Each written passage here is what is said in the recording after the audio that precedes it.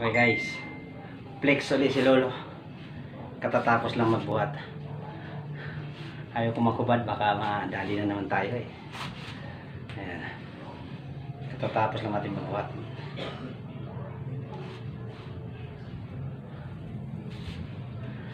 Ayan.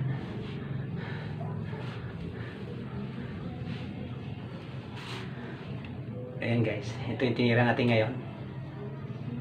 Tumira tayo ng shoulder, tapos biceps, triceps, yung mga tinitira natin.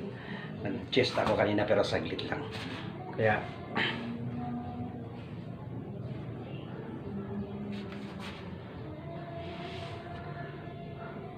ayos ba guys?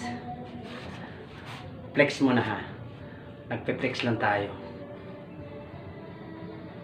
Yan. Mahirap magubad. Baka madali.